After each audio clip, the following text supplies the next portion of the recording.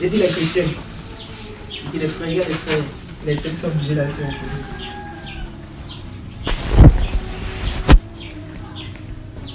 J'ai dit les frères. Je n'ai pas dit les gens qui font comme ça avec le Seigneur. Ouais, ça n'est pas.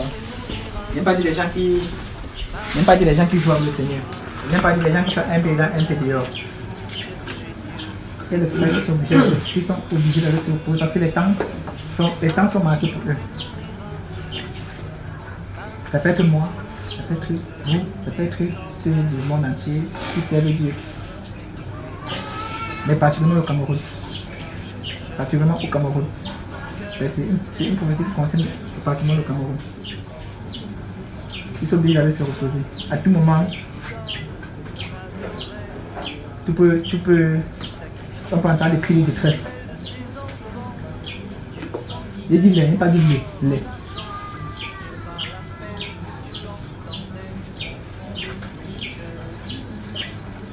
Ils sont obligés d'aller se reposer. Et ça doit encourager les autres qui restent. Normalement, c'est afin que ça encourage les autres qui restent en vue de ce que Dieu va faire. Et tu dis quand c'est quoi un arbre, ça, pour que les mangues tombent, il faut que l'arbre souffre un peu. Il faut que le vent passe. Quand le vent passe, les branches commencent à s'agiter de partout. Mais c'est pour que la moisson vienne. C'est pour qu'on puisse moissonner. Pour qu'on puisse moissonner. En tout cas, les familles de ceux-là qui ne connaissent pas Dieu seront affectées.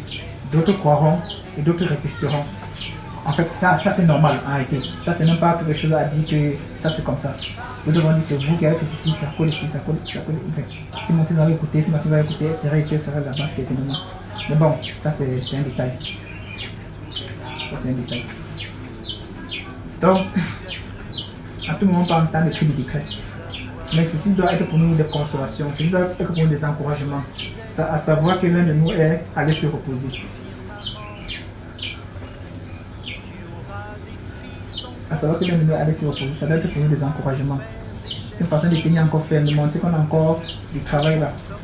C'est un peu comme, vous voyez, vous travaillez avec quelqu'un, vous avez commencé un travail là-bas, vous êtes bien dans le travail, au milieu du travail, la personne vous lâche rapidement.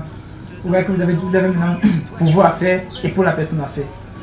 En attendant que Dieu suscite quelqu'un pour venir vous aider. Donc, ça c'est la phase, une phase qui sera un peu difficile, à cause du mouvement qui va avoir lieu dans notre pays.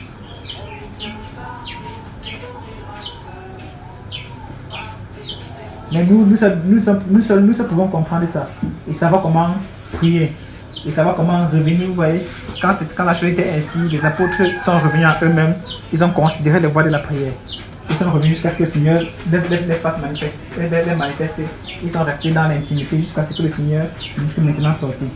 Regardez, et quand on a égorgé Jacques, vous voyez ça n'est-ce pas? On a égorgé Jacques là-bas, au milieu du sang de train là-bas. Vous voyez, on a gardé Pierre dans ce chapitre 12 là-bas, parce qu'on attendait que le sabbat passe pour pouvoir le licoter aussi. Et regarde ce que les frères faisaient. Les frères étaient dans les maisons là-bas, ils faisaient des prières. Ils faisaient des prières pour qui? Pas pour celui qui est mort. Pour Pierre qui était où? En prison. Dans ce chapitre 12, ça va, vous voyez ça, n'est-ce pas? Au point que l'ange est venu délivrer Pierre de la prison, il est allé d'abord vers les frères pour les faire comprendre que je suis libre. D'accord? Si vous voulez prier vraiment pour autre chose. Vous voyez ça, n'est-ce pas? Quand Rode a entendu que tu étais là, elle a d'abord ouvert la porte de la partie, que c'est Pierre. Vous avez vu ça dans Actes chapitre 12, n'est-ce pas? Ou bien vous voulez qu'on lise? Lisons alors Actes chapitre 12.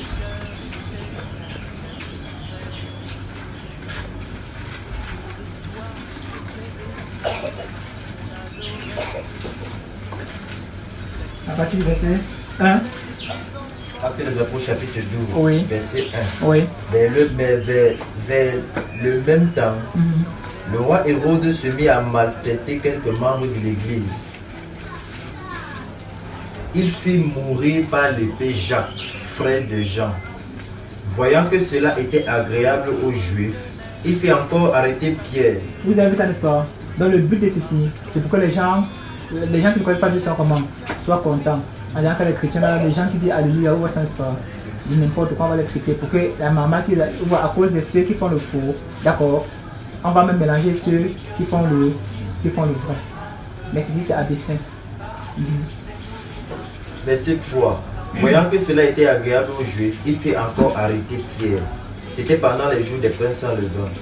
Après l'avoir saisi et jeté en prison, il le mit sous la garde de 4 escouades de 4 soldats chacune, avec l'intention de le faire comparaître devant le peuple après la Pâque. Pierre donc était gardé dans la prison, et l'Église ne cessait d'adresser pour lui des prières à Dieu. Vous avez vu, non? C'est pour lui qu'on a adressé des prières. Pour lui, Pierre, qu'on a adressé des prières, d'accord? Pour ceux qui étaient incarcérés, pour ceux qui étaient arrêtés par les escouades, par les gardes de la prison, là-bas, qui étaient derrière les barreaux. C'est pour lui qu'on a adressé des prières. Parce que regardez, si le sabbat passait, la Pâque passait sur lui, on devait le tuer. Vous voyez, il fallait que Dieu agisse avant la fin du quoi? Avant la fin de la Pâque. Il fallait qu'il soit libéré avant la fin de la Pâque. Mais comme Dieu peut faire toutes choses, d'accord? Il s'attendait à qui? À Dieu, qui peut libérer Pierre avant ou après la Pâque. Donc ce qu'ils avaient fait tout simplement, c'est de porter des prières pour Pierre. Et souvenez-vous que s'ils avaient porté des prières et que Pierre serait mort, ils devaient comprendre que c'est la volonté parfaite de qui? De Dieu que Pierre meurt. Ce n'est pas les décourager, c'est plutôt les encourager davantage, d'accord? Afin de comprendre la pensée de derrière chaque chose qui arrive. Parce que la Bible déclare dans Amos, ça va que rien n'arrive sur la terre sans que le Seigneur en soit quoi? L'auteur. Vous comprenez ça, n'est-ce pas? Et aussi, Dieu ne fait rien sans avoir averti à ses serviteurs. Donc Dieu ne fait rien. Donc Dieu nous prépare en vue des choses à venir. C'est pourquoi, regardez bien, quand Jésus quittait ses disciples, tout ce qui les est arrivé après que Jésus soit parti, ils avaient été prévenus de ça, pas vrai? Ils avaient été prévenus de ces choses, pas vrai? Ils avaient été prévenus de ça. Jésus passe le temps à les prévenir de ce qui devait vivre après lui. D'accord? Les prévenir de ces choses. Elle disant que vous ne pouvez pas supporter si l'esprit ne vient pas sur vous. Mais quand l'esprit viendra sur vous, l'esprit saura vous garder comme je vous ai gardé quand il était avec vous, d'accord? C'est pourquoi j'ai appelé le Père de les garder, de nous garder comme il nous gardait quand il était dans le monde, d'accord? Et le Père, le seul moment pour le Père de nous garder, c'est d'abord quoi? Le bon esprit de Dieu. Il dit Père, j'ai prié le Père afin que le Père vous envoie quoi? Le consolateur. Il sera avec vous, il sera en vous, il vous conduira à toute la vérité, il prendra ce qui est à moi et vous l'annoncera.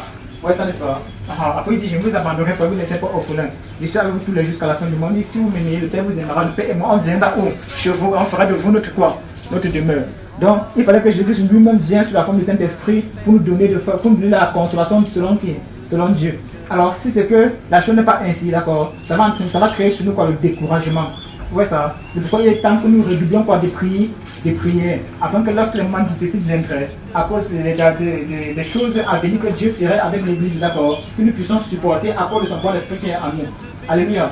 Non, c'est maintenant, c'est pas demain. C'est maintenant qu'il faut s'attacher à Dieu plus que jamais. C'est maintenant qu'il faut s'attacher à Dieu plus que jamais. Et nous, le Seigneur, pour le programme que vous avez pris, puisque le Seigneur vous accorde la grâce de veiller sur ça tous les jours, jusqu'à ce que l'accomplissement de ce programme soit manifesté chez vous. Amen.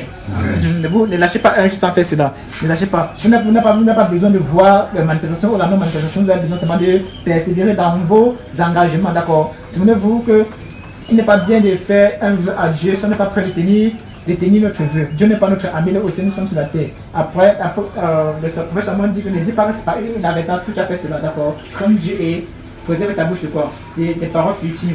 Alléluia. Donc le Esprit du Seigneur vous accorde la grâce et la détermination, la persévérance et l'obéissance de ce que vous avez vous-même résolu de faire pour lui, d'accord? Sachant que il n'y a aucune résolution que vous devez prendre pour Dieu sans que Dieu ne vous donne la récompense. D'accord? C'est Dieu le rémunérateur de ceux qui espèrent en lui. Alors si ces résolutions que vous avez prises, c'est pour espérer en Dieu, Dieu va vous rémunérer selon la richesse de sa grandeur. Amen. Donc c'est temps de porter des prières pour Pierre, qui était en prison, était incarcéré. Amen. Oui, verset 5, verset 6. Verset 6. La nuit qui précédait le jour où Hérode allait le faire comparaître, oui. Pierre, lié de 2 chaînes, dormait entre 2 soldats, et des sentinelles devant la porte gardaient la prison. Et voici un ange du Seigneur survint, et une lumière brilla dans la prison. L'ange réveilla Pierre en le frappant au côté et en disant « Lève-toi promptement ». Les chaînes tombaient de ses mains. Et l'ange lui dit « Mets ta ceinture et tes sandales ». Et il fit ainsi. Vous voyez, n'est-ce pas? Seule la parole de l'ange fait tomber quoi? Les chaînes. Et ça ouvre quoi? Les portes de la prison. Tout ce que Pierre avait à faire, c'est s'élever promptement. De comment les chaînes devaient sortir, ce n'est pas son problème. Vous pensez que l'ange ne voyait pas les chaînes? Il s'est mis au devant commencer à expliquer et les chaînes, ceci. Et c'est parce que nous comprenons à quel niveau nous vont faire confiance aux paroles qui sortent de la bouche d'un serviteur. Vous avez vu ce que la femme l'avait dit à Élie, la femme veuve de Sarepta avait dit à Élie, que je reconnais que tu es un homme de Dieu et que les paroles sont de ta bouche sont quoi? La vérité. Ouais. Donc que c'est Jésus qui sort de quoi? De ta bouche. Donc, il faut craindre la parole d'un serviteur. Quand le serviteur a parlé, si c'est le serviteur de Dieu, s'il a parlé, faites attention à ce qu'il a dit. Même si vous ne voyez pas l'accomplissement, il a parlé. Je suis l'inspiration de la grâce qu'il a parlé et ça va s'accomplir. Vous voyez, l'ange est venu, l'ange s'est tenu. L'ange a dit, lève-toi promptement. La Bible déclare que sur la parole de l'ange, les choses sont tombées directement. Maintenant, réveille tes habits. L'ange pourrait dire, où sont tes habits? Les habits viennent une fois sur lui, pas vrai. Il a dit, réveille tes habits. C'est pour nous comprenons que quand on met quelqu'un en prison, on le met comment? Sans habit, n'est-ce pas? Il vous dit, parce que moi, monsieur est victime. Il était entré là-bas sans habit. Entré avec sa main, peut-être ton caleçon, on ne sait pas, avec le short que tu as. Tous les habits, tu mets ça à côté. Vous savez pourquoi, n'est-ce pas? Parce qu'on a peur que si, avec ton habit, tu peux te pendre, tu peux faire du mal à quelqu'un. S'il y a des épingles sur ça, je sais pas, des choses là. Donc on veut voir si tu n'as pas peut-être un matériel, quelque chose d'étranger sur toi. C'est pourquoi on te met là-bas comme ça. Là. Pourquoi tu ne te suicides pas, tu ne coupes pas tes veines, tu ne crains pas quelqu'un, tu ne te pendes pas. En fait, l'une de ces choses. Oui. Verset 8. Et l'ange lui dit, mets ta ceinture et tes sandales. Et il fit ainsi. L'ange lui dit encore, enveloppe-toi de ton manteau et suis-moi. Oui. Pierre sortit et le suivit, ne sachant pas que ce qui se faisait par l'ange fut réel, et s'imaginait avoir une vision. Lorsqu'ils eurent passé la première garde, puis la seconde, ils arrivèrent à la porte de fer qui mène à la ville, et qui s'ouvrit d'elle-même devant eux. Ils sortirent et s'avancèrent dans une rue. Aussitôt, l'ange quitta Pierre. Revenu à lui-même, Pierre dit, je vois maintenant, d'une manière certaine, que le Seigneur a envoyé son ange et qu'il m'a délivré de la main d'Hérode et de tout ce que le peuple juif attendait.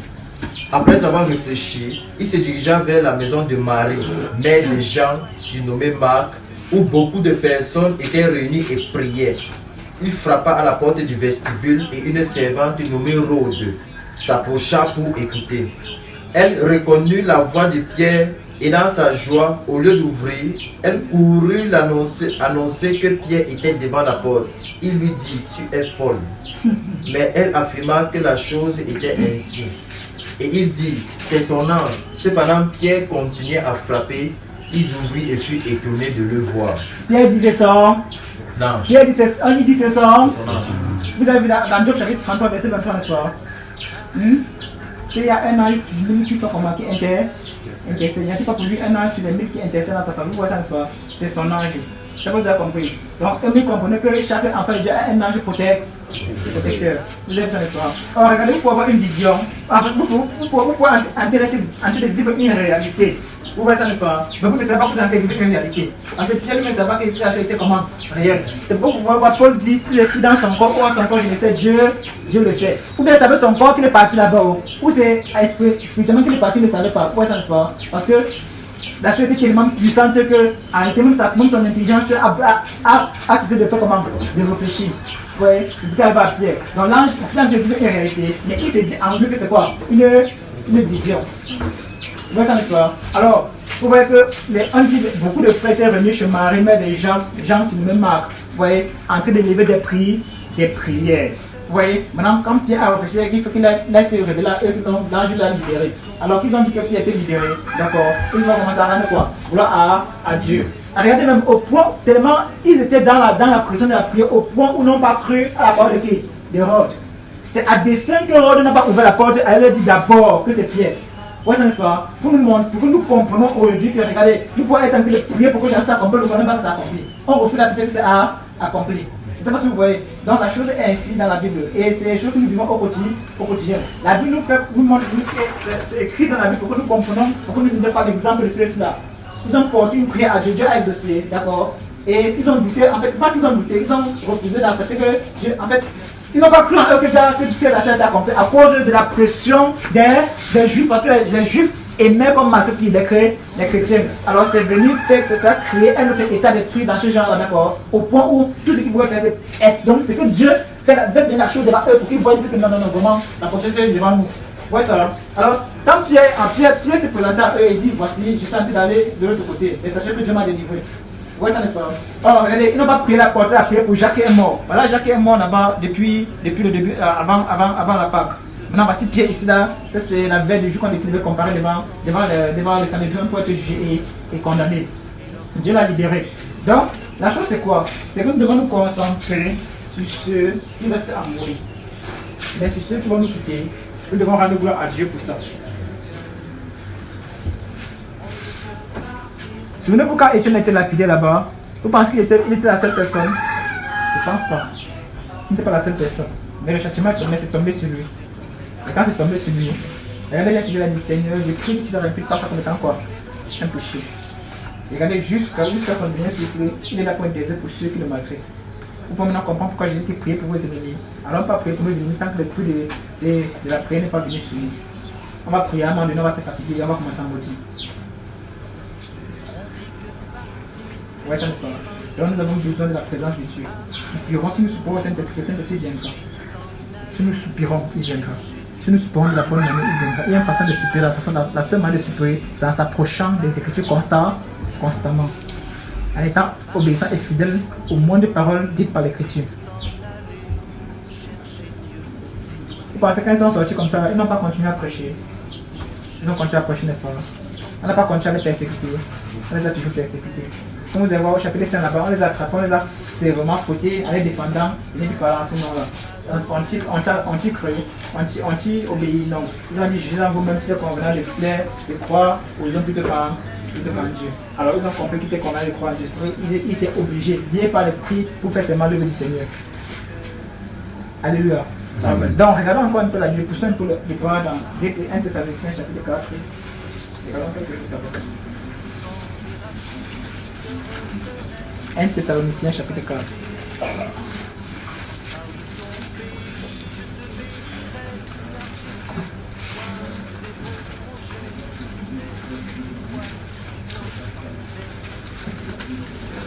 Thessaloniciens chapitre 4. Oui, verset 13. Verset 13. Nous ne voulons pas, frères, que vous soyez dans l'ignorance au sujet de ceux qui dorment, afin que vous ne vous affligiez pas comme les autres qui n'ont point d'espérance. Arrête un peu. Je vais lire dans ma version pour que vous compreniez le mot dormir. Nous ne voulons pas, frères, que vous soyez dans l'ignorance au sujet de ceux qui sont décédés, bien de ceux qui sont morts. Vous voyez? Alors, on utilise le mot d'or là-bas pour nous comprendre qu'un chrétien ne meurt pas. Mais il connaît quoi? La mort quoi? Physique, parce que le corps est retourné à la poussière. Alors, la mort dont on parle, c'est quoi? C'est la condamnation pour la GL. Vous voyez? Amen. Le chrétien n'est pas mort pour la condamnation. D'accord? Il est mort pour le dépouillement du corps de quoi? De la chair, pour que sa chair retourne à la poussière, que son âme soit sauvée. Vivez devant le Seigneur. Jésus a dit, si vous croyez en moi, même si vous mourrez, vous faites comment? Vous vivez. Jean chapitre 5, verset 25. Voilà ça, n'est-ce pas? Ça, c'est l'heure est venue. Ceux qui adorent le Père, d'accord, même si on est la mort physique, il les ressusciterait quoi? Le dernier jour, ils vivent avec moi, parce que je suis ressuscité. Donc, pour ne pas l'ignorer aux ceux de ceux qui dorment, ceux qui sont décédés, de ceux qui sont morts en Christ. Vous voyez ça, n'est-ce pas?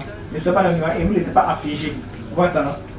Verset 14. Oui. Car si nous croyons que Jésus est mort et qu'il est ressuscité, croyons aussi que Dieu ramènera par Jésus et avec lui ceux qui sont morts. Oui. Voici en effet ce que nous vous déclarons d'après la parole du Seigneur. Nous les vivants, restés pour l'avènement du Seigneur, nous ne dévancerons pas ceux qui sont morts. Car le Seigneur lui-même a un signal donné à la voix d'un archange et au son de la trompette de Dieu, descendra du ciel et les morts en Christ ressusciteront premièrement. Oui. Ensuite, nous les vivants qui serons restés, nous serons tous enlevés. Nous serons tous ensemble enlevés avec eux sur des nuées, oui, à la rencontre du Seigneur dans les airs. Et ainsi nous serons toujours avec le Seigneur. Consolez-vous donc les uns les autres, passez parole. Donc voilà ce qui doit que nous conduire notre consolation. Déjà, nos frères, certains de nos frères vont nous quitter subitement. Vous voyez, et si ces paroles de consolation ne sont pas là, ça va ébranler la foi de certains au milieu de nous. Tu vois ça, n'est-ce pas? C'est pourquoi la chose, remarquez bien. Il est difficile, vous remarquez bien. Vous allez voir, c'est peu fréquent. C'est difficile d'entendre qu'un frère mort, une soeur est morte au milieu de nous, n'est-ce pas? Vous n'entendez pas trop ça, n'est-ce pas? Vous n'entendez pas trop ça, n'est-ce pas? Vous n'entendez pas trop ça. Vous n'avez jamais entendu trop constamment que tous les feux sont morts. Vous entendez seulement ça que peut-être les frères de l'étranger, arabes, on a brûlé. Mais au milieu de nous, vous n'avez jamais entendu trop ça. Bien, au Cameroun, on n'a pas encore entendu trop ça, n'est-ce pas? Vous avez entendu trop ça? Non. C'est un phénomène qui n'est pas courant. Peut-être des membres de la famille. Dans notre famille, ceux qui n'ont pas pris, peut-être vous entendez que les gens sont morts. Des gens sont morts, c'est ça, n'est-ce pas? Mais dit au milieu de la communauté, des frères, vous n'entendez pas trop ça. Donc, il faut que ceci soit, ça c'est une alerte qui vient pour que lorsque quelque chose va arriver, que nos blocs soient consolés. Parce que ça va venir comme pour ébranler. Ouais, ça va venir et ça va, si c'est que nous ne sommes pas affermis par ces paroles, ça va ébranler la foi de plusieurs. Plusieurs vont ancrer dans le découragement. Plusieurs vont ancrer dans la tristesse. En fait, ils sont dans l'abandon, ils sont dans le désespoir, dans la désolation. Waouh! Ouais, quand ça vient comme un choc comme ça, on ne comprend rien. D'accord? Alors il faut que la parole de l'esprit vienne consoler les cœurs pour que nous puissions comprendre qu'en réalité, nous sommes morts en Christ. Et que nous puissions rester, on ne doit pas être dans la friction à cause de ça, d'accord? En fait, ça va faire mal à la chair, d'accord? Mais notre esprit doit être stable. C'est ce que ça me dit. Parce que notre esprit a la conviction que nous serons avec eux dans les airs, à la rencontre du Seigneur et pour toujours. Ils sont seulement avancés. Si maintenant vous tuez la parole du Seigneur, il dit dans Jean chapitre 14, verset 1, que votre cœur ne se trouble point, croyez en Dieu et croyez en moi, d'accord? Il y a plusieurs demeures dans la maison de mon Père, je vais vous parler, parce qu'il n'était pas ici, il vous aurait pas dit. Mais il vous dit afin que vous croyez que où je serai, vous serez aussi avec moi. D'accord? On ne peut être avec lui là-bas qu'à partir du moment où on a connu la mort physique. Soit il est venu à l'enlèvement, soit nous sommes encore vivants, soit nous avons connu la mort quoi? La mort physique. Et il est impératif que les gens nous connaissent pas la mort physique. Vous voyez ça, n'est-ce pas? C'est là. Ça va arriver. En réalité, c'est déjà là. Il manque la manifestation.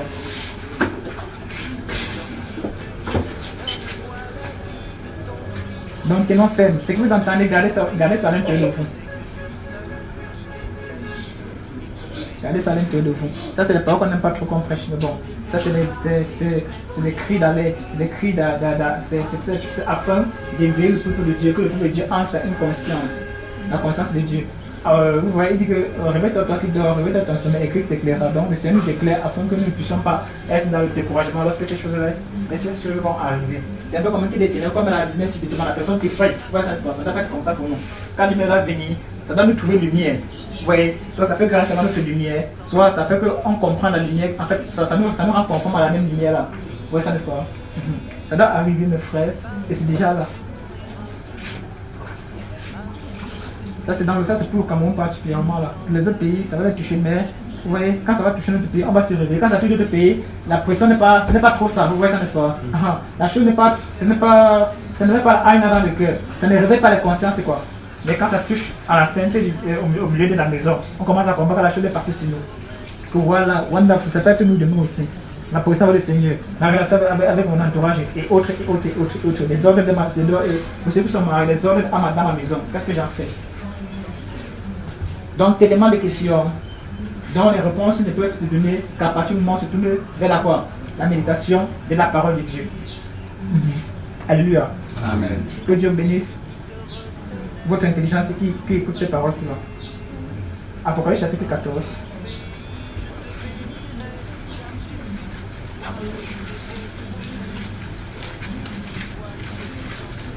Merci. Ok, bien le verset.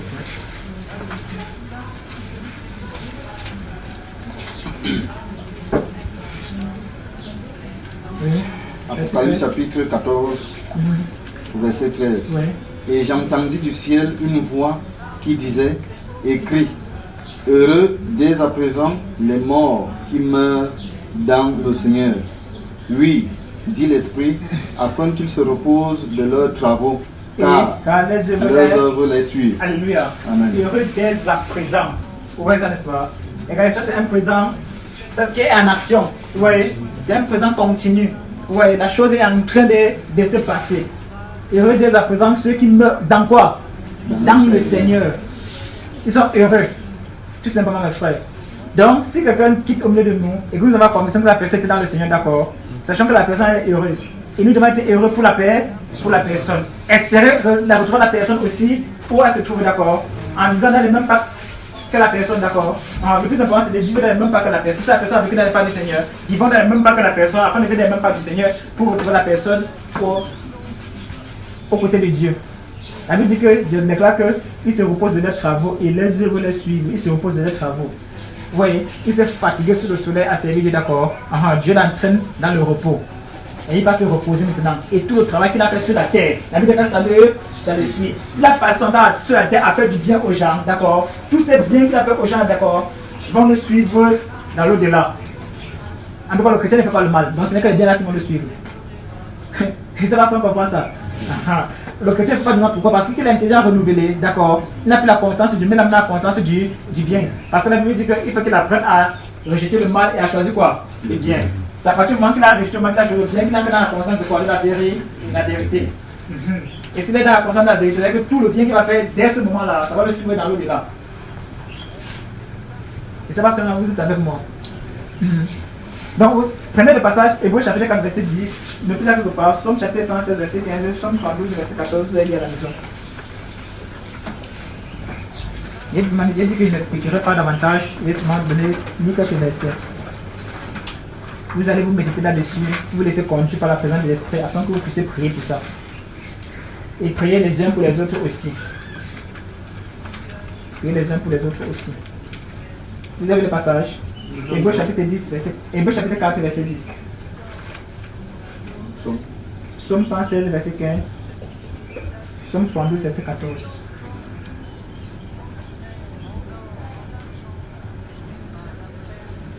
Vous allez lire ça à la maison.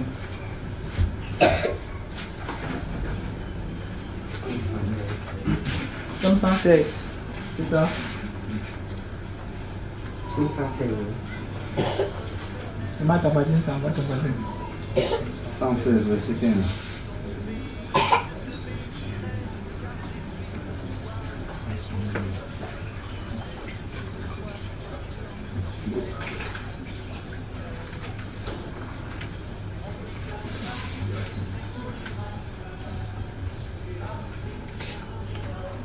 Voyez, et pour vous qui avez le temps, il faut lire doucement au livre des Hébreux. Hébreux, chapitre 9, chapitre 10, chapitre 11, chapitre 12 aussi, et chapitre 13. Donc, chapitre 9 au chapitre 13. Il faut lire le livre des Hébreux et laissez-vous consoler par ces livres-là.